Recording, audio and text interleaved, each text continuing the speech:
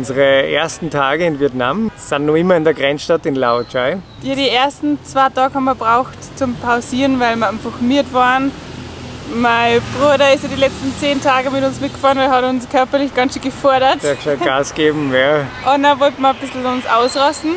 Und eigentlich war es aber, oder ist es überhaupt nicht schön da oder nicht nett, gar nichts. Es ist einfach. Nein. Wir wollen unbedingt weg, nur jetzt sind wir irgendwie ein bisschen am Kränkeln. Kränklich. Und dann haben wir die beste Idee gehabt. Wir wollen nämlich unbedingt die berühmte Hagian Loop fahren. Also das ist auch so ein Loop eben. Also ganz im Norden von Vietnam. Also geht eigentlich bis an die Grenze von China, glaube ich. Ja. Relativ knapp. Ja.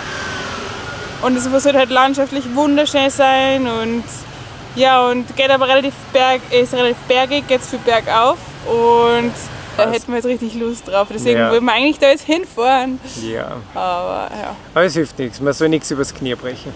Nein.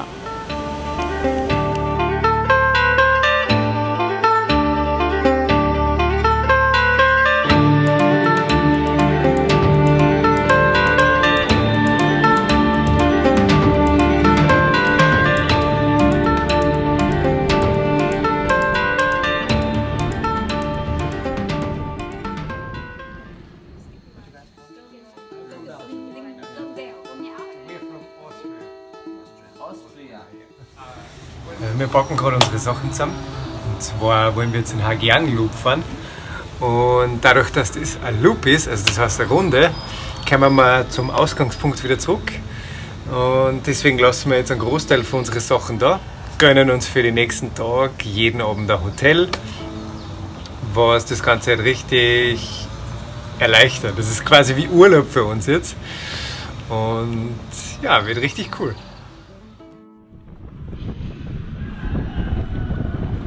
Jetzt haben wir gerade aus Hasiang rausgefahren. Wir starten jetzt die Loop. Die Loop ist 300 Kilometer lang mit einigen Höhenmetern. Und nehmen wir euch jetzt mit. 4 Tage Hagian Loop.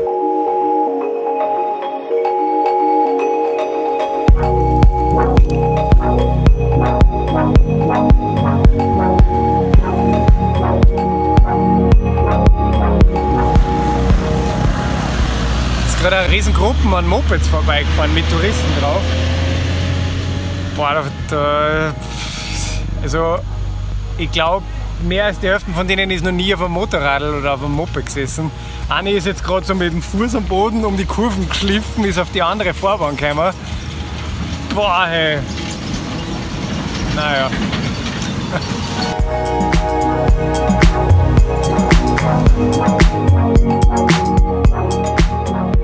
Wir sind jetzt im Land des Buchweizens und da gibt es Buchweizenkuchen, eingewickelt in Bananenblätter, glaube ich. Das schaut so aus. Kann man jetzt gleich mal abbeißen. Die schmeckt ein bisschen neutral. So klebrig.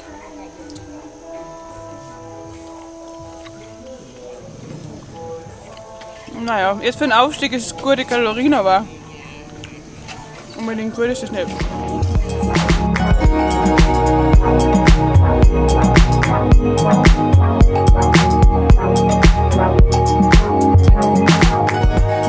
Ist auch anstrengend ohne Gepäck, oder? Ja, voll. Das ist ziemlich dampfig. Wow. So schwitzig. Also heiß ist es nicht unbedingt. Nein. Es ist so eine hohe Luftfeuchtigkeit. Ja, ich glaube, man sieht es ja.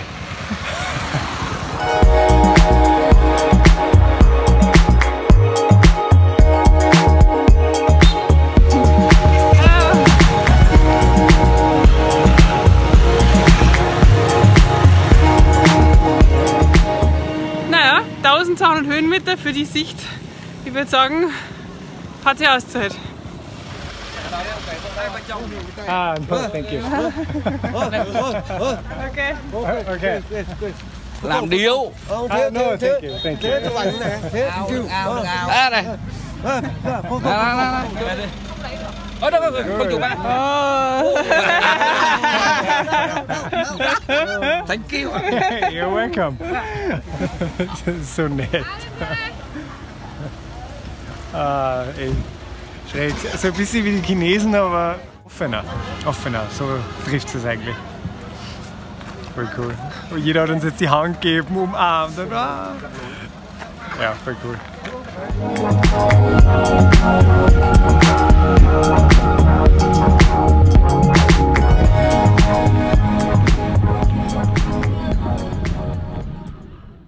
Die erste Hürde, ein Hotel zu finden, geschafft. Und im Endeffekt ist es doch eigentlich recht einfach funktioniert. Ich meine, wir haben schon bei 2 oder 3 gefragt. Aber jetzt haben wir uns gefunden. Ein 2-Sterne-Hotel für 8 €. Aber Wir sind heute im Keller, weil oben kostet es mehr. Das heißt ohne Fenster und ohne... Ja, es ist ein Loch. aber ohne Schimmel. Ja, Und das ist sehr wichtig. heiße Dusche ohne Schimmel. Also perfekt. Und erster Tag. Zwar nicht ganz so weit gekommen, wie wir uns gedacht haben. Nein, also gefahren sind wir 1100 Höhenmeter und 50 fast oder 45. Ja, so irgendwas Ja. Kilometer. Eigentlich wollten wir 94 fahren. Ups. Ja, wir sind viel spät losgefahren dafür. Spät losgefahren und jetzt haben wir relativ früh aufgehört, weil wir hätten jetzt relativ... Also Ja, dazwischen hätten wir nicht gewusst, ob was kommt oder so. Und wir haben jetzt auch keine Zeit dabei. Deswegen haben wir jetzt gesagt, jetzt bleiben wir in der Stadt schon.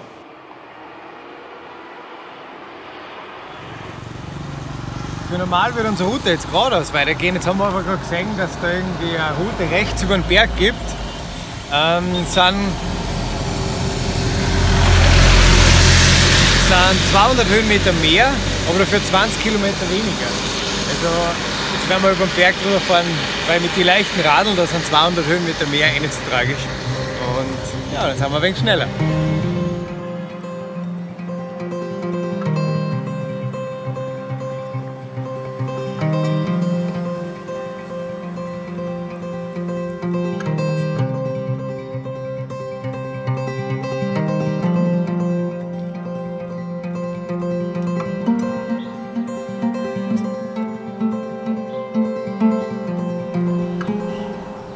Unsere vermeintliche Abkürzung schaut richtig heftig aus. Da geht es jetzt durch den Nebel so richtig arg den Berg rauf. Es schaut so heftig aus, wirklich. Und mit dem Nebel ist es so richtig mystisch und gefährlich.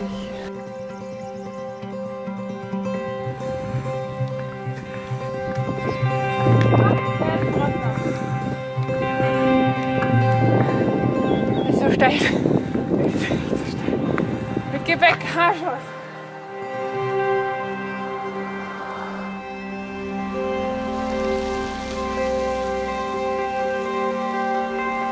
Den ersten Pass für heute haben wir geschafft.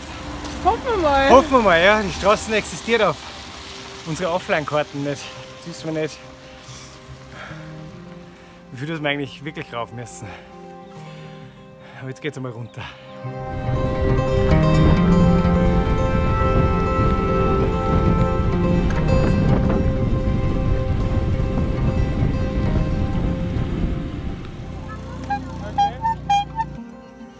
Wir kommen da jetzt gerade durch Dörfer, wo die Menschen wirklich so unfassbar arm sind, die haben gar nichts. Die leben alle in Hütten, in Holzhütten.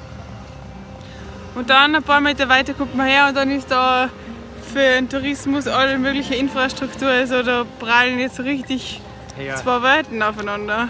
Und ich meine, jetzt haben wir doch schon ein paar Länder gesehen, aber so arm war es noch selten eigentlich, gell? Ja, stimmt voll. Also man kann halt nur irgendwie hoffen, dass der Tourismus, der was halt da jetzt Einzug nimmt, immer mehr auch wirklich bei den Leuten ankommt, das Geld halt dann. Also Ja, und nicht nur bei Einzelnen, aber genau, ja. es wird immer so sein, dass nur ein paar davon profitieren wahrscheinlich.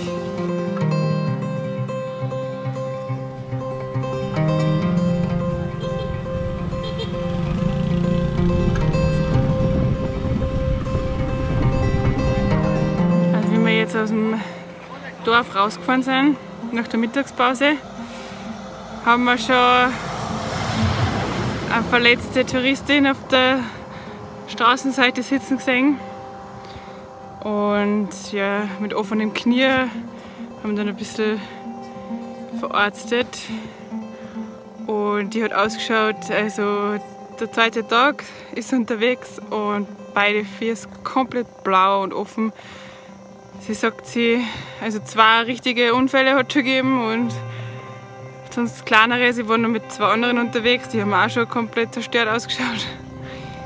Also es ist nicht so ohne, es ist einfach durch den Regen, die Straßen ist recht nass, rutschig und 1 Million Mopeds unterwegs und ja, es ist einfach gefährlich, es geht so zu. Da haben wir es fast mit dem Radl nur am einfachsten. Wir können nur hoffen, dass uns keiner reinfährt.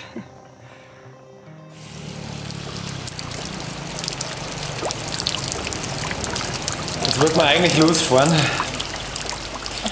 aber es schüttet draußen als wir. Warm, also wir sind gerade so unmotiviert. Jetzt werden wir da ein bisschen im Hotel noch warten und hoffen, dass es besser wird mit dem Regen, aber eigentlich sagt er heute den ganzen Tag Regen an. Und genau heute kommen wir am Highlight vorbei. Ja, mal schauen, ob wir da was sehen heute. Ja. Ups.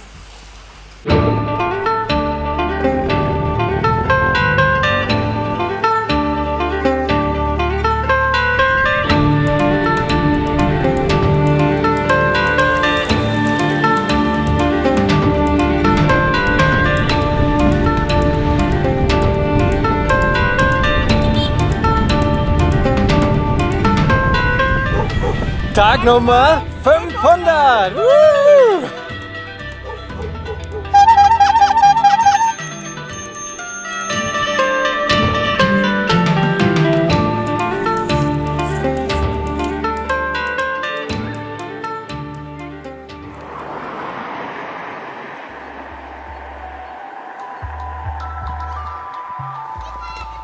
Jetzt haben wir uns zum ersten Mal in Vietnam Kinder was hinterhergeschmissen. In dem Fall war das jetzt eine Plastikflasche, also ja, nicht so schlimm wie Storner. Und der Reini, der ist dann immer der große Kinderschreck.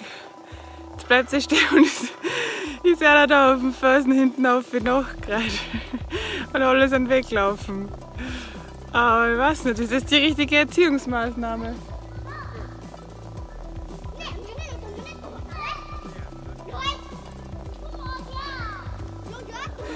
Die Kleinen schimpfen jetzt die Burschen da oben, weil der Reini gesagt hat, das ist nicht gut. Ich weiß nicht, was macht man in so einer Situation? Geht halt gar nicht, wenn die Kinder glauben, sie können machen, was sie wollen und Sachen nachschmeißen und so. Ich meine, richtig verstehen werden sie es eh nicht. Ich habe mir gedacht, die jagen jetzt ein bisschen Schrecken ein, aber ich glaube, das habe ich eh nicht geschafft. Aber die Schwester schimpft ihn schon, also sie schimpft schon auf für ihren Bruder, glaube ich. Also, vielleicht hat es was gebracht. Ihr könnt ja mal in die Kommentare schreiben, was ihr in der Situation machen würdet. Wie gehen wir um mit Kindern, die ihm was hinterher schmeißen? Was macht man da? Weiterfahren, lachen, schimpfen? Was ist die richtige Lösung? Wir wissen es nämlich eigentlich auch nicht.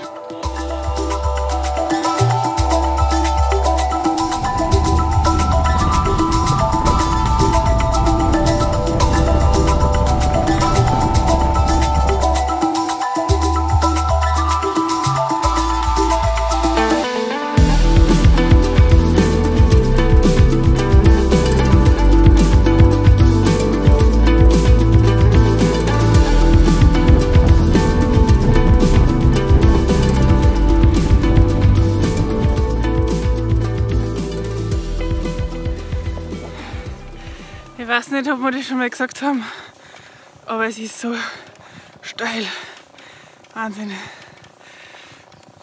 Naja, wir sind jetzt gerade rausgefahren aus Meo Vak, wo man eigentlich da abzweigt, um den richtigen Loop zu machen. Richtig unter Anführungszeichen, also den halt alle Touris machen. Wir haben jetzt beschlossen, dass wir doch auf unserem originalen Plan festhalten und die große Tour rundherum machen. Einfach nur deswegen, weil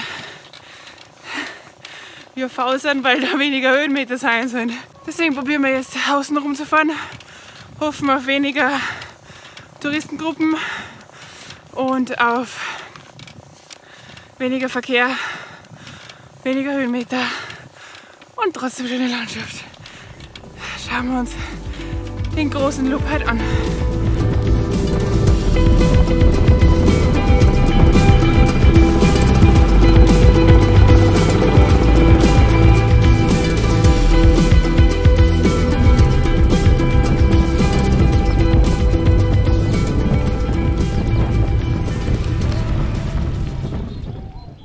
Heute ist Tag Nummer 5 am Hasian Loop und jetzt ist gerade 7 Uhr.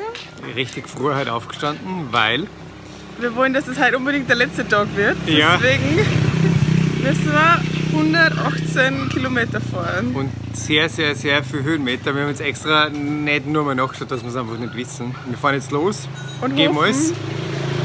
dass wir noch vor der Finsternis, das heißt noch vor 5:30 am Abend, in Hasian ankommen bei unseren Sachen. Also, los geht's.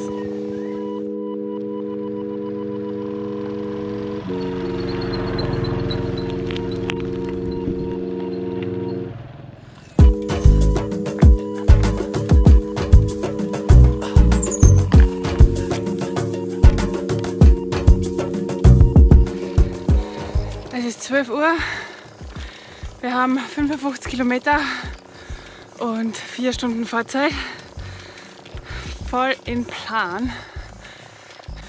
Jetzt kommen auf jeden Fall nur Anstiege und es wird nicht leichter.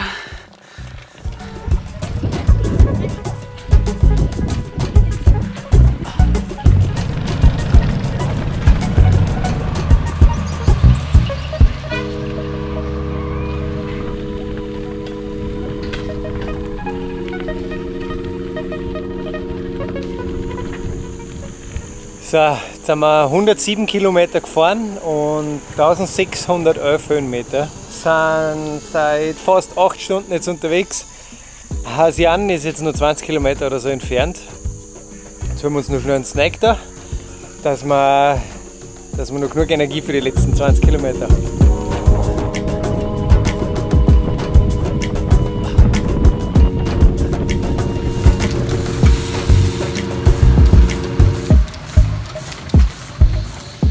Geschafft. Wow. Geil.